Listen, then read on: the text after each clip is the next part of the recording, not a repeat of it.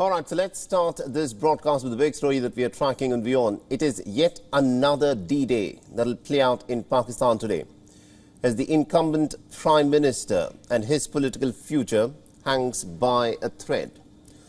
In just about 4 hours from now, the National Assembly in Pakistan will reconvene, and the members are going to decide as to what will be next for Prime Minister Imran Khan.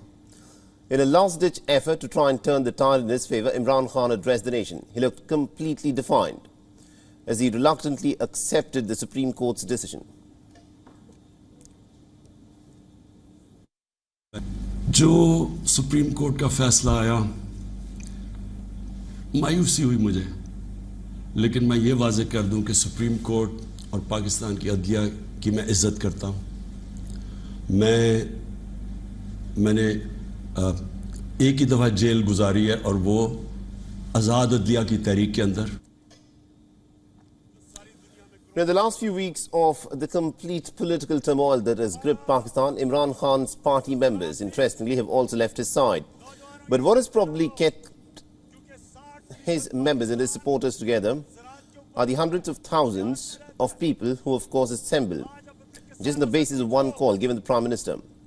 So the Prime Minister has been using his national address to call on his supporters to hold protests, and this is what he has done again. He has asked his protesters to gather again on Sunday. लेकिन मैं अपनी कौम को भी कहता हूं कि अगर आप इस तरह की चीज़ कि एक बाहर से साजिश हो के गवर्नमेंट गिर रही है और वो प्लान करके पूरा एक प्लॉट है जिसके ऊपर मैं अभी बाद में बताता हूं, तो ये आपने अपने आप को बचाना है। जो अपने बच्चों का मुस्तकबिल बचाना चाहता है इस मुल्क में, आप अगर इसके खिलाफ नहीं खड़े होंगे, किसी ने और आके आपको नहीं बचाना।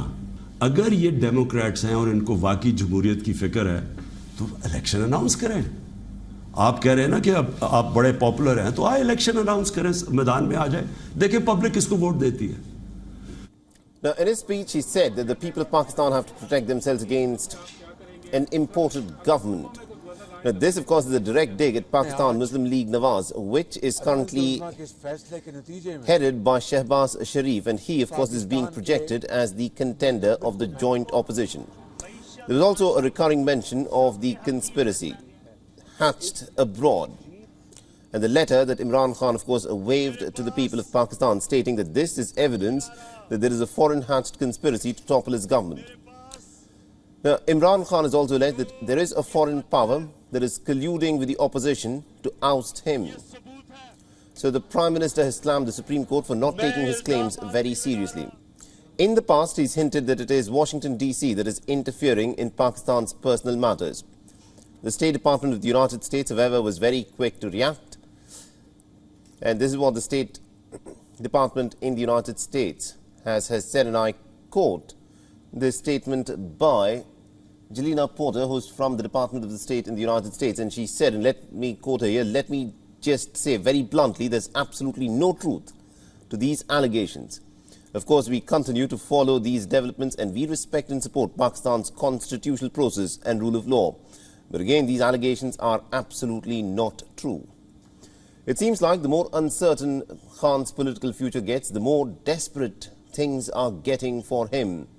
And desperate times call for some pretty desperate measures, which is why he, at this point of time, interestingly, can't seem to be stopping to praise India.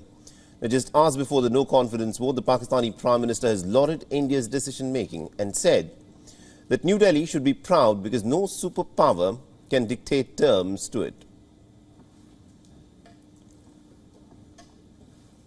So let's also now quickly get you up to speed with what's going to happen in the Parliament in Pakistan today at 10:30 a.m. local time, or about 11 a.m. Indian Standard Time.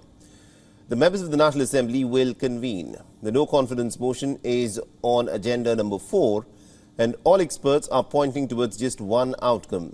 The chance of Imran Khan winning look extremely bleak. Last week, the Deputy Speaker had rejected the no-confidence motion against Imran Khan. On Imran Khan's appeal, the President had dissolved the National Assembly and given way for fresh elections. But the political turmoil had turned into a constitutional crisis when the opposition had approached the Supreme Court. All strategies by Imran Khan were washed away. It was a united verdict by the 5-judge bench. 3 rulings, of course, came into place. Fresh elections will not happen right now. the National Assembly will be reconvened, and this session cannot be prolonged without the conclusion of the no confidence vote.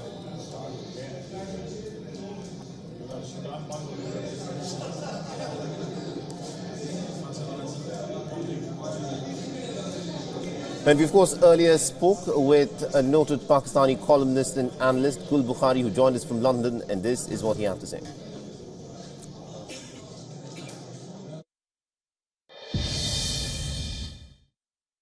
Well, one is optimistic. The court's ruling is a very good one. It's very constitutional and so on and so forth, and it directs that a vote of no confidence be carried out, and till it is either defeated or whether it is passed, till then, even the actions or executive actions taken by the Prime Minister and the President and the Speaker will be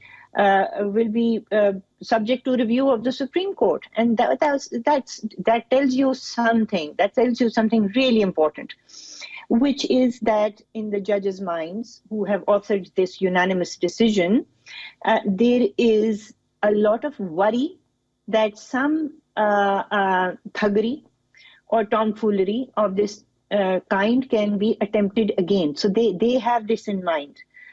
So yes, one does hope, but the thing is that the noises which are coming out of PTI and the kind of things that are being reported about what was discussed in the cabinet, the kind of plans that they're discussing, are very worrisome. This is very, Trumpian. These guys do not intend to actually go away as per the democratic sort of norms or through the democratic process. So they're still trying to hang on. So I don't really, honestly, cannot see what will happen tomorrow. They are going to try. They're discussing various different various different. I would say very idiotic options, which are all illegal. WION is now available in your country. Download the app now and get all the news on the move.